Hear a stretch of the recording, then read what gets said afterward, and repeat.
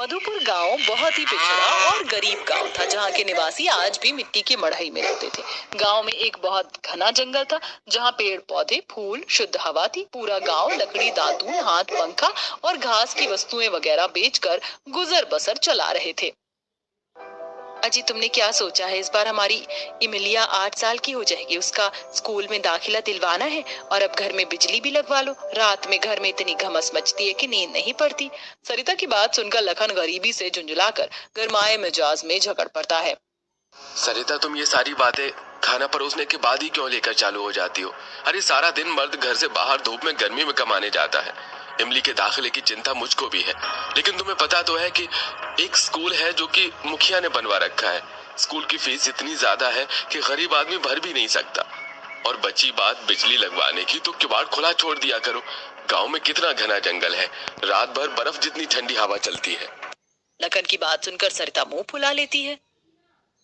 जाओ जी, हटो। मेरे तो करम फूट गए। तुम जैसे आदमी से शादी करके सारे ठाट तो वो मुखिया इन भोग रही है। फर्स्ट क्लास एयर कंडीशनर की हवा खाती है और मखमल के गद्दे पर सोती है। मैं तो सारी जिंदगी मिट्टी का चूल्हा फूकते हुए दरअसल मुखिया को छोड़कर गांव में सबके परिवार गरीब तबके के थे। गरीब परिवार में सारे झमेले की जड़ पैसे की तंगी थी, क्योंकि गांव में कोई रोजगार नहीं था।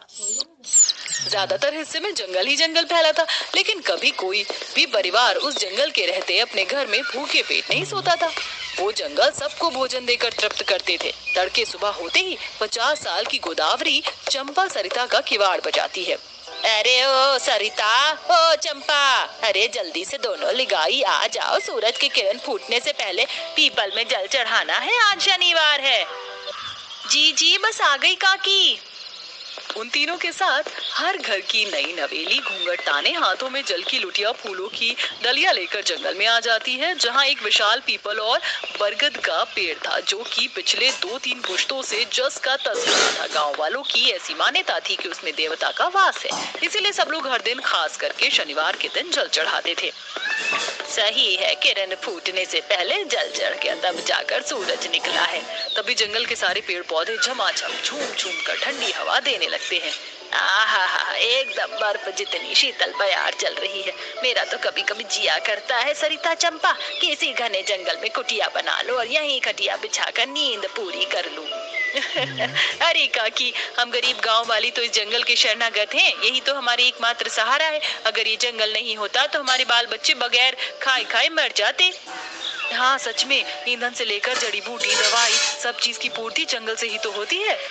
कुछ देर इसी तरह सारी महिलाएं ठंडी हवा खाकर ईंधन के लिए पेड़ से झाड़े, सूखे पत्ते इकट्ठा करके ईंधन जलाने के लिए ले जाती। इस तरह समय गुजर रहा था। फिर एक दिन, सत्यकाम, जल्दी से आजा, जंगल से चंदन की लकड़ी काटने जाना है आज। अरे आया भाई आया, बस 2 घूंट चाय तो पी लेने दो। चलता हूँ चंपा। अजी, गर्मा गर्म रोटी बना दी है, खाकर तो जाओ। पता नहीं लकड़ी काट कर जंगल से कब लौटोगी कब नहीं। अरे चंपा, कितनी बार कहा है जाते वक्त टोक मत मारा कर, काम बिगड़ जाता है बनता हुआ।